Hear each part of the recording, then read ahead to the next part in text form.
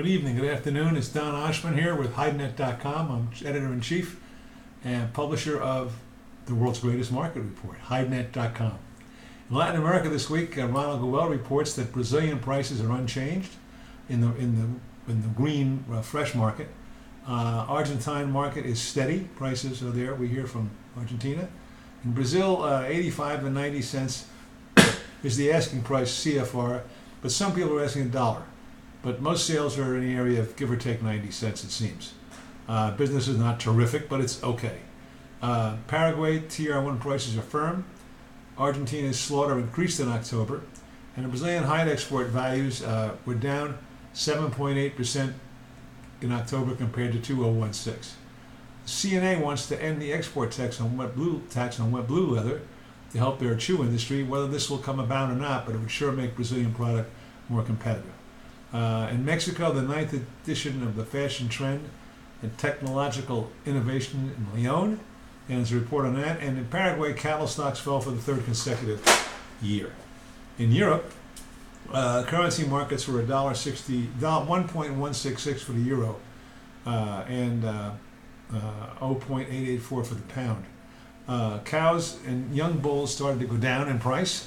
As Andrea Gualdo reports from Italy, that it's about time. It's time for the European prices to adjust to the rest of the world prices. They've been selling it too high, and now they can't sell, so water seeks its own level, and now they're coming down. Also between Ireland and the UK, on 36 and ups, prices have narrowed the gap.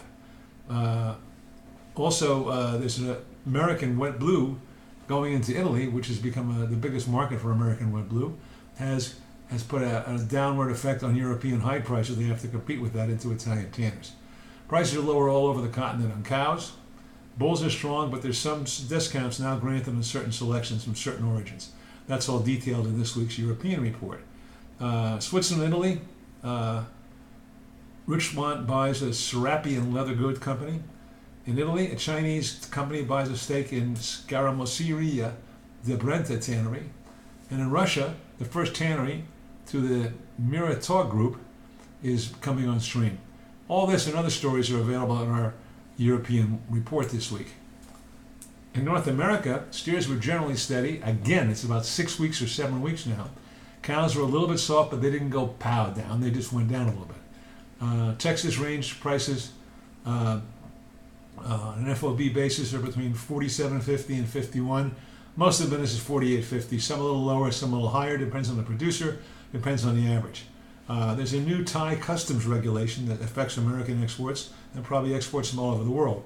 So the United States is dealing with that, which is onerous because you've got to put things on the pallets and all this. So all those regulations are in this week's U.S. Week in Review, the American market. ISA Tantec bought a major stake in an Italian tannery this week. There's a story about that. And now JBS expects Realis $2.3 billion to have a negative impact on their third quarter earnings. National Beef, the fourth largest packer in America, is expected to set a record of earnings this year. Export sales were very good on the report that came out Thursday from the previous week. 897,000 combined exports. That's raw and wet blue, which is very, very good. Export shipments were only 618,000, which more or less matched the slaughter, which was around 640. That's the trouble in the American market. There's too many hides sold but not being able to ship yet. But this is a positive step in the right direction.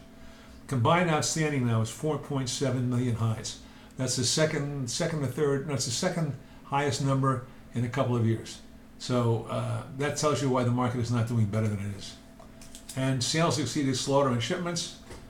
Forecast, you got to listen to see what it's going to be. We're right 89% of the time. Get a free trial to U.S. Week in Review, and you'll know a lot about the American market you might not know otherwise.